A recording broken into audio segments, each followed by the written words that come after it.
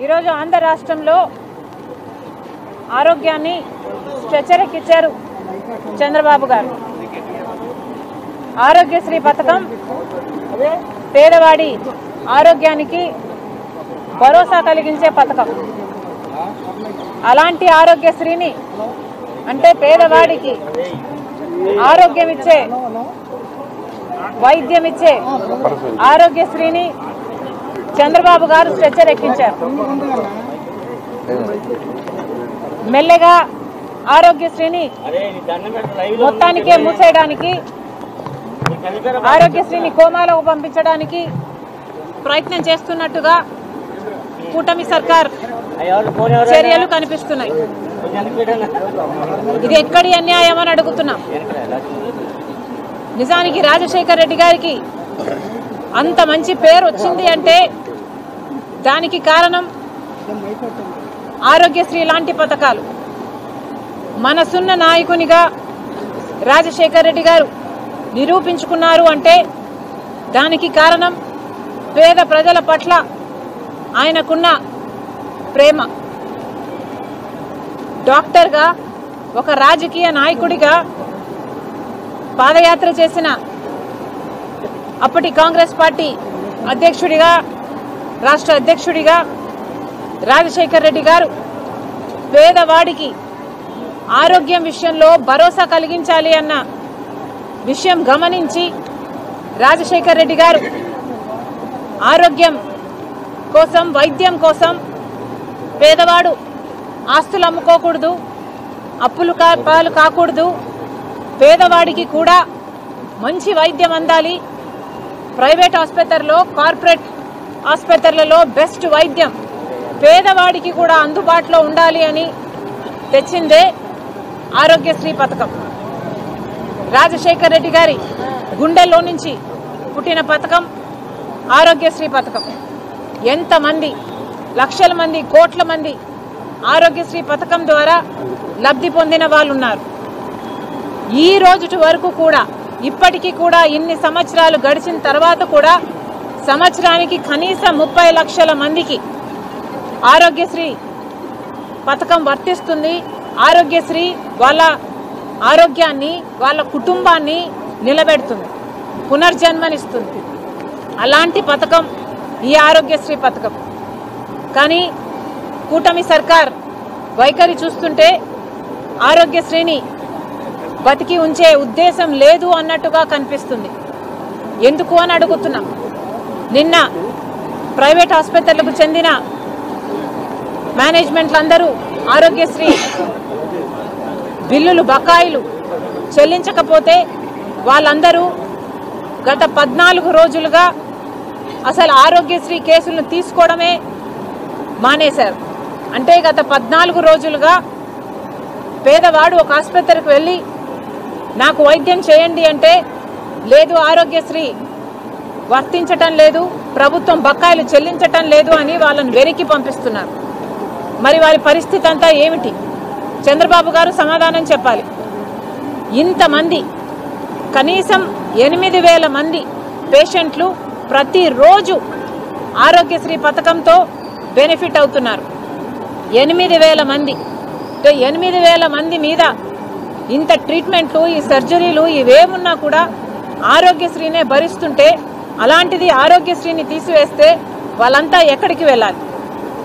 మళ్ళీ కనీసము ప్రభుత్వ ఆసుపత్రులకు వెళ్దాము అంటే అక్కడ కనీసం కావాల్సిన ఆరోగ్యశ్రీ బెడ్లు కూడా ఉండడం లేదు. మరి వీళ్ళందరూ కార్పొరేట్ ఆసుపత్రుల్లో వైద్యం కావాలి, మంచి వైద్యం కావాలి అనుకుంటున్న పేద ప్రజలందరూ మళ్ళీ ఆస్తులైనా అమ్ముకోవాలి, లేదా అప్పుల పాలైనా కావాలి, లేదా వైద్యం చేయించుకోకుండా అలాగే బ్రతకాలి, లేదా చచ్చిపోవాలి. ఇదేనా చంద్రబాబు గారు రాష్ట్ర ప్రజలకు చెప్తున్నది? మిమ్మల్ని నమ్మి ఓట్లేస్తే మరి చంద్రబాబు గారు ఈరోజు కనీసం ఆరోగ్య విషయంలో కూడా భద్రత కలిగించటం లేదు అంటే ఇక చంద్రబాబు గారు ముఖ్యమంత్రి పదవిలో ఎందుకున్నారో చంద్రబాబు గారికే తెలియాలి.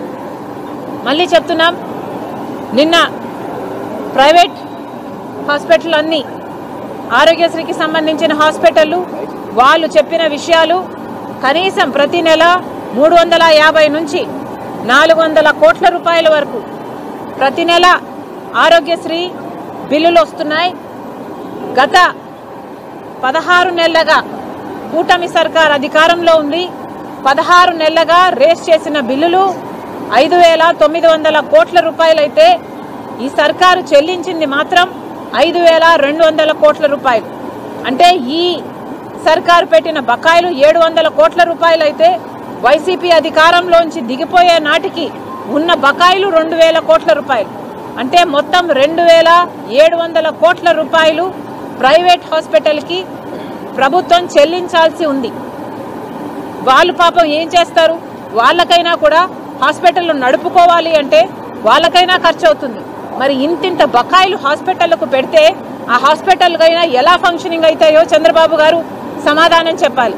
వాళ్ళైనా ఒక హాస్పిటల్ నడపాలి అంటే వాళ్ళైనా ఎక్కడి నుంచో డబ్బులు తీసుకొచ్చి ఇన్వెస్ట్ చేసిన వాళ్ళే, అంటే వాళ్ళకు వడ్డీలు కూడా పడుతుంటాయి.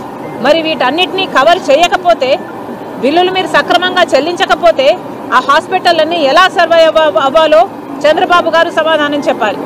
మళ్ళీ చెప్తున్నాం, 2,700 కోట్ల రూపాయలు బకాయిలు ఉన్నాయి. చంద్రబాబు గారు కూటమి సర్కార్ తప్పించుకునే ప్రయత్నం చేస్తుంది. 2,000 కోట్ల రూపాయలు వైసీపీ బకాయిలే అని చెప్పి వాళ్ళ మీద తోసే ప్రయత్నం చేస్తుంది. సరే, వాళ్ళ బుద్ధిహీనత.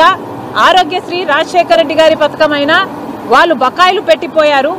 మరి బకాయిలు పెట్టిపోయి ప్రజలు మీకు అధికారం ఇస్తే మరి మీ బుద్ధి ఎక్కడికి పోయింది? ప్రభుత్వంలో ఉన్నప్పుడు ఆ పాత బకాయిలు తీర్చాల్సిన బాధ్యత మీది కాదా? ఆరోగ్యశ్రీ అయినా ప్రజల ఆరోగ్యమైనా మీకు ముఖ్యం కాదా? కాంగ్రెస్ పార్టీ ప్రశ్నిస్తుంది. చంద్రబాబు గారు సమాధానం చెప్పాలి. వాళ్ళు డిమాండ్ చేసినట్టుగా 2,700 కోట్ల రూపాయలు బకాయిలు ఉన్నాయి. ఈ ప్రభుత్వం పెట్టిన బకాయిలు 700 కోట్ల రూపాయలు. ఆ 700 కోట్ల రూపాయలను వెంటనే విడుదల చేయాలి. మిగతా 2,000 కోట్ల రూపాయలు ఏదైతే వాళ్ళు హామీ అడుగుతున్నారో, ఒక బ్లూ ప్రింట్ అడుగుతున్నారో, వాళ్ళు ఏదైతే ఒక బాండ్ పేపర్ మీద మీరు ఎప్పుడెప్పుడు ఇస్తారు, క్లారిటీ ఇవ్వండి అని అడుగుతున్నారో, ప్రభుత్వం దాని మీద క్లారిటీ ఇవ్వాల్సిన అవసరం ఉంది. మళ్ళీ చెప్తున్నాం, ఆరోగ్యశ్రీ రాజశేఖర రెడ్డి గారి పథకం, ఆరోగ్యశ్రీ కాంగ్రెస్ పార్టీ పథకం. ఆరోగ్యశ్రీని కూనీ చేస్తాము అంటే, ఇలా స్ట్రెచ్చర్లో పడుకోబెడతాము అంటే కాంగ్రెస్ పార్టీ ఒప్పుకునే పరిస్థితే లేదు. నిరాహార దీక్షకైనా దిగుతాం, ఆమరణ నిరాహార దీక్షకైనా దిగుతాం తప్పితే ఆరోగ్యశ్రీని మాత్రం చనిపోనివ్వమని రాష్ట్ర ప్రజలకు కాంగ్రెస్ పార్టీ హామీ ఇస్తుంది. మళ్ళీ చెప్తున్నాం చంద్రబాబు గారికి, ఇది ఆరోగ్యశ్రీ అని పేరు పెడతారా, లేకపోతే ఎన్టీఆర్ సేవ వైద్య సేవ అని పెడతారా, లేక నారా వైద్య సేవ అని పెడతారా? మీరు పేరు ఏది పెట్టుకున్నా మాకు అబ్జెక్షన్ లేదు, కానీ ఆరోగ్యశ్రీ మాత్రం నడవాలి. ఇదే ఆరోగ్యశ్రీ రాజశేఖర రెడ్డి గారిని దేవుణ్ణి చేసింది. మరి చంద్రబాబు గారిని ప్రశ్నిస్తున్నాం, ఇలాంటి ఆరోగ్యశ్రీని మీరు ఆపేస్తే మీరు రాక్షసులు కాదా? ఆలోచించుకోవాలి.